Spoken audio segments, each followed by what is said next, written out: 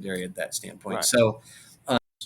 everything else is secondary at that standpoint. Right. So, and just because we're having the conversation about down payment assistance doesn't mean there's not other ways that people can buy a house. If you might be able to get a gift from grandma, then you know what? Great. Let's use that to get you in the house. There's your down Mm-hmm. payment. You can do that. Right. But this is if there's no other options, we want this one to be out there on the table for a family. Oh, definitely. And use a combination. A- Use a combination of Absolutely. concessions, gifts, and DPA, and then Absolutely. you're right there. So what? So as a consumer, what do I need to qualify? I mean, No, that's a great question and a great segue. So the really cool thing is, as a consumer, well, first of all, and it's just important to put out there, there's no need to be a first time home buyer. oh, And, that's good. and I think that's important for people to know too. You might have folks that were relocated here.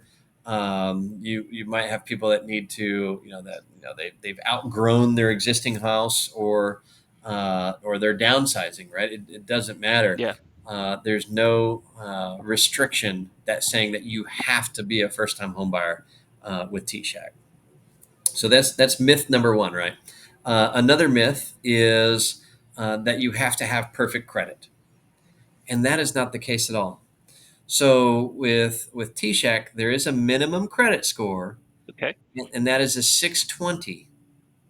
Okay. So by no means is a 620 perfect credit. And then there's also opportunities that where if a consumer may not even have a score, maybe they have no credit, we can do what's called a manual underwrite and be able to help them get into the house. So you don't have to have perfect credit, so to speak, in order to qualify for the TSAHC program. Okay. And then the other thing too is, there's I think there's this assumption that you have to have that you can't make any money. That there people just assume, oh gosh, down payment assistance, that's only for poor people. That's not the case at all. And I think that's just our own internal, uh, you know, thoughts that hey, those programs are those are for poor people. No, that's not the case at all. So for the Dallas metro area, for example, Yeah. the income limit is roughly $130,000. I think it's like 128 and some change. Wow. Wow. Yeah. So and in fact, here I'm going to pull it So up. that's pretty much going? Is that with the AMI? Is That that that the AMI. All right. What there's an acronym for you. okay? Yeah. The area median income. Area medium Um, income from audience. Area yeah. medium income AMI. Okay. So let's see here. So I'm going to do this real quick. I'm going to share my screen again, Okay. Good deal. Let me get back to and the I'm going to other pull up a chart here. position. Okay. Uh, let's see. I think it's going. Okay. All It's some right. pop. Okay. It popped in. It popped out. Here we go. You're good. You're rolling. Okay. All right. Perfect. So here's the income limits. Oops, made that a little bit too big, but I want people watching this to be able to see it. There we So go. if you could see here, so the Dallas area. So this is so Collin, Dallas, Denton, Didn't. Ellis, Hunt, Kaufman, Rockwall counties. So Right. if the property is in that area, then the median family's income limit is one hundred 128. twenty eight 48. thousand $875. And then, but wait, there's more. If the property happens to fall into what's called a targeted area, then our income limit actually jumps up to $144,340. Okay. Over on the Fort Worth side of the fence, you can see here Johnson, Parker, Tarrant counties. My income limit is 119,851, and then also for targeted areas, it's 134,233. Okay. And I mean, you do loans all over Texas, right? So if you have Yeah. somebody on Austin, check this out. The income limit is 146. So the income limits, I mean, they really are, as you can see, very liberal in that this isn't a program for low Right. income folks. Right. And Um, that is one question. Some people think they make too much and don't even attempt to yeah, qualify. yeah, and what I'll put out there is right. There's lots of different down payment assistance programs out there, and some may be more restrictive than others. Hmm. But I love the TSAHC product here. I think there's a reason why it's the number one program in the country. They've really dialed in a way to help as many consumers as possible get into homes. Yes. Um, and then and then if the county is not listed here, well, and I'll send you some links, Will, so that way if you wanted to share it with folks, you can, and they Hmm. can figure this up. But if let's say that they were buying a property, outside of, a little bit further east than Rockwall County, right? So they're out in the boondocks, if you will. Well, then we use this top line for the income limit, which is $112,625. So that's still a lot of money. And then the targeted area thing, that's pretty interesting too. And I just want to show your viewers this. Uh-oh, it just updated. Let me pull it up. Mhm. Oops.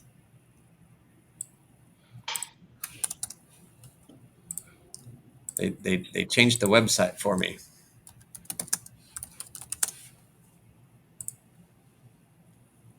All right, here we go. Hmm. T-shirt website. Yep, the T-Shack website. And I just want to pull up the map here. And as you can see, so in the Dallas area, all these areas shaded in green are considered targeted areas. Okay. Yeah, I see everything. Some things going towards Yep, Waxahachie and yep. towards that way. So Okay. and where this is important too, and because we had this scenario pop up. I guess this was a few months ago, but one of our broker partners reached out and was like, "Hey, I've got a borrower. She has to buy a house. She has to move out. She doesn't want to rent again, but she made over $130,000. So in the Dallas area here, right? So she was over this income limit, Hmm. but she was under this income limit." And so what we were able to do was to be able to say, okay, you need to get work with your realtor, and we're going to go find you a home, in one of these green area, shaded areas. And she was actually able to find, it was somewhere right around here. She was able to find a cute little cottage house, and Yes. it was a win-win for everybody.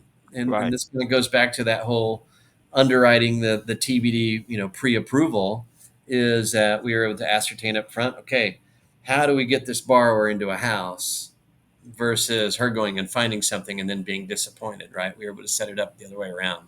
Right. Find a house. Get finance. Find a house that works in the target area. Then you're Yep. good to go. Yeah. Yes. Yeah. That's So it. yeah, it really is a relatively smooth and easy process. It doesn't have to be confusing or challenging. A couple other things I'll point in there from a qualification standpoint is, our borrower will have to take a home buyer course, which they can do online for free. And here's just a cool statistic. I'm kind of a data geek, if you will. And there's a statistic out there that shows that consumers that have taken first time homebuyer courses or homebuyer classes in general are 30% Yes. less likely to go into default. They are. Because, well, now they've learned, right? They've learned some skills, budgeting, what have you, loss mitigation. It's a good class. I'll just Right. leave it at that. And I Um, can vouch for that. And just I can vouch for that just to let my audience know. For those who don't know, I used to be a counselor, a mortgage counselor for NACA, I right? didn't know that. No, that's Yeah, cool.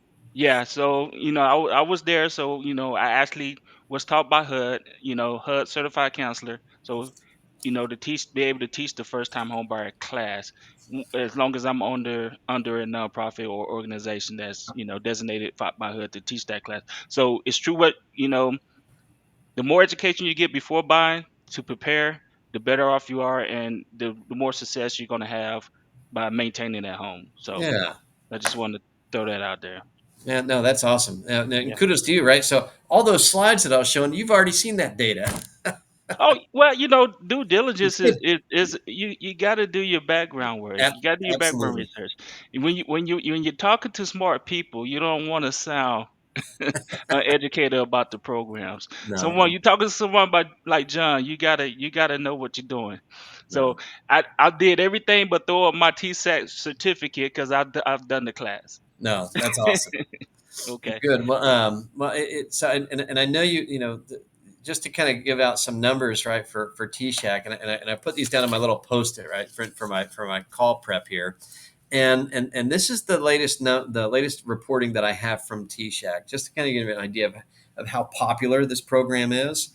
So this is they're on a different schedule, right? So I just got last week their data from January of 2023 through October of 2023. So I don't Okay. have there's always a couple month lag. So I don't have November, December yet. I'll get those in the next coming months. But What is coming from just Frank? not from Frank. Well, I mean, well, yes, Frank's on the team that I work with. Okay. But yeah, no, Frank Duplichan, he's awesome. Yeah, he's the guy. But yeah, so I actually dig into their reporting. So yes, I There you geek out on go. the stuff, You right? you So doing your due diligence. There you yes, go. yes, yes, yes. So I pulled the numbers, and this January through October, T-Shack served 10,000 or more than 10,000 families in Texas. So look at that. That's 10 months. That's 10,000 families. Right, That's 1,000 people a month. 1,000 families per month, and Yeah, that's all over the that's place. awesome. And out of that, this is cool too. So for total loan amounts, that came out to over $2.4 billion worth of mortgage loans. Wow, that's good volume. And with that too, right? So, but wait, there's more. And with that too, that was over $70 million in the actual down payment assistance that they gave out. Wow. So I mean, it's that, and again, these are for everyone living in Texas or buying a house in Texas. I mean, you could have somebody moving here from Florida to Texas. As long as the property's here and this is going to be their primary residence, they can qualify. The top areas for TShack geographically, and it should be almost no surprise except for a couple here, but Harris County, right, which is the Houston metro area, was number one. Around Houston. Yeah. Yeah, Okay. there's just a lot of concrete in Houston. We'll just put it that way. Okay. Yeah. It's big. For the metroplex, we break it out. Tarrant County was actually number two. Okay. Dallas County was number three. Bear County, which is down here where I live, San Antonio, that's number four. But surprisingly, and again, I want to point this out too because it goes against some of the myths that these programs aren't in all areas. Well, look, Denton County was number 10, and in Mm. Denton County, you traditionally have some higher sales price homes. So, in fact, we recently closed. Was it in December? Yeah, a down payment assistance loan. Well, it was a $400,000 house. Hmm. I mean, Wow. the bar was qualified, Yeah. and again, I go back to, man, consumers also they work so hard to save up money.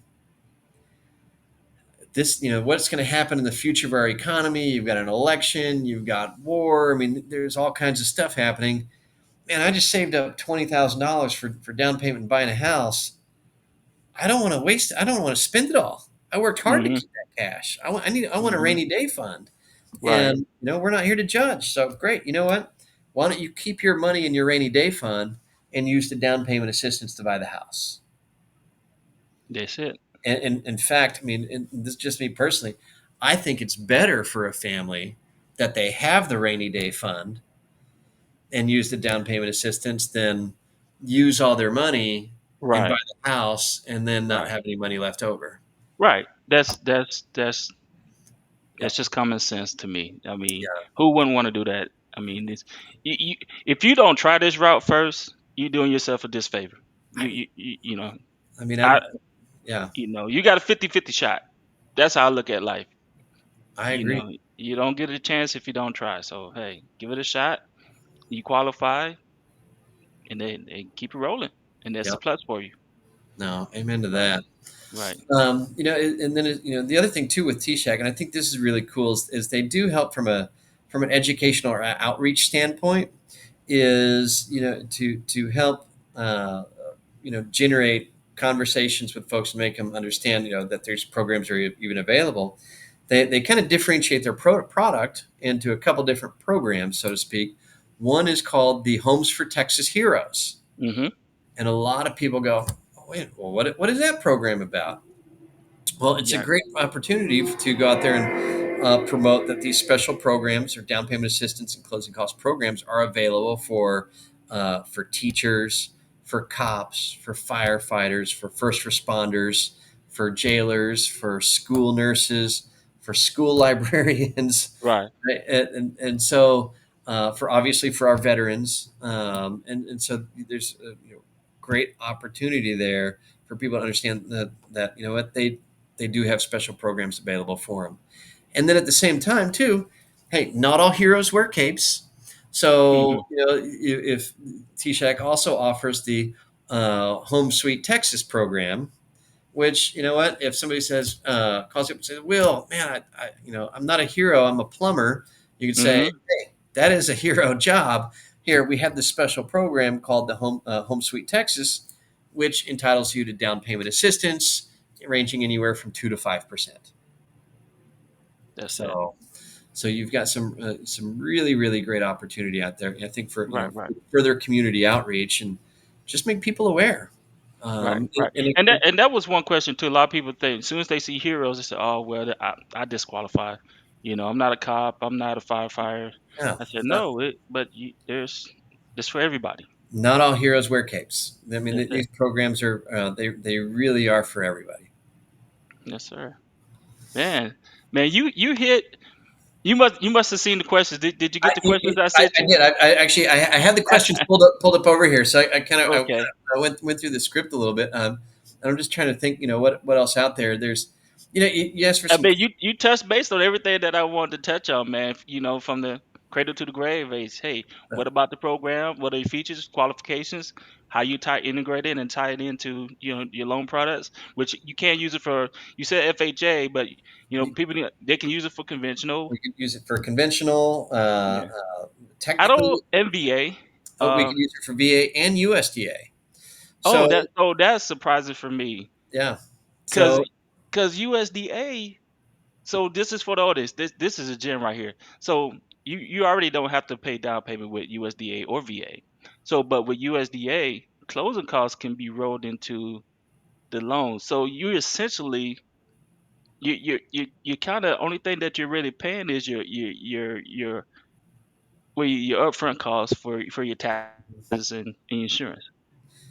Other yeah, than that, and you're walking out the door yeah. No, with no. your keys. But I mean, quite frankly, I mean, second to VA, USDA is my favorite program, right? But the property does need to be in a certain geographic area Right. outside of city limits for our audience members. But um, it's even though that USDA is a 100% program and VA is a 100% program too, we don't see as much of it now Mm-hmm. because there's sellers, or there's more inventory now. Sellers are paying closing costs, or we're seeing more sellers paying closing costs in transactions. But a year ago or 18 months ago, sellers weren't paying closing costs, and so you'd have instances where borrowers still, even with 100% financing, would still have closing costs that needed to be paid. And then, think back to that rainy day fund.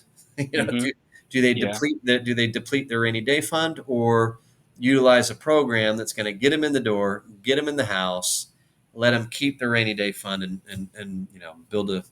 a So family you life. you're finding that more people are using FHA, having Yeah, more success with yes, FHA and with this program. the data from TSHAC backs that up to over 80% of all the TSHAC loans from January through October were FHA loans. Okay.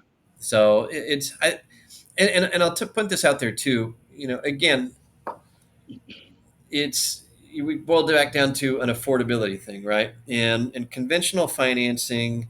tends to be more restrictive as far as debt to income ratios go, Okay. where FHA, as you know, was a little bit more lenient. And so I believe that that's the primary reason why there's more FHA financing behind it. And just for the audience members to know out there, um, you know, we're always just going to be looking out for a consumer's best interest, and we're not going to allow somebody to get into a house where that they can't afford. There's nothing worse on this planet than hearing about a family that may have had to have been foreclosed upon. I mean, I've been doing this since before the great housing financial crisis of '07, '08, '09, 2010, when there Hmm. were foreclosures throughout this country all over the place. And it was terrible. So, but there are instances, right, where maybe on paper somebody might have a higher debt to income ratio than it, which is reality. In fact, we're helping a family with one of our broker partners down here in San Antonio. They're closing today. Nice. The wife recently changed jobs Oh wow. and went from a W-2 salary job to a 1099 1099. position, Yeah. Uh, which yeah, like last month. so Before so closing. so Oh unfortunately, wow. in that instance, right? So now, fortunately, we're still able to get him a house, Okay. but unfortunately, we're not using the spouse's income for qualifying. So on paper, the debt to income ratio looks higher than it really is. Meanwhile, we know that there's a spouse that's making income. We see the paychecks. We just aren't using it for qualifying. So it gives us that little bit of flexibility too, right? With Right. making sure that we're able to get into a family, into a house responsibly. Yes. Yes. Good stuff, man. I sure appreciate all your time, man. Yeah, Um, so I will mention before I'm going to ask you the last question. sure. Any other nuggets or gems that you want to give to people. But I will say also in the near future, I have a planned. I'm hosting, and you know how TSAT does when a mortgage broker hosts. They'll come out or they'll do it virtually, teach a class, and I'm actually going to host a class. And Mortgage Financial Services is actually the lender that's going to be highlighted. So I, in the near future, I may be reaching out to you to see if you want to join that conversation. Well, no, absolutely. We'd love to do it. From an outreach standpoint, for if we have any realtor members that are out there and as part of the Yes, audience here, will too.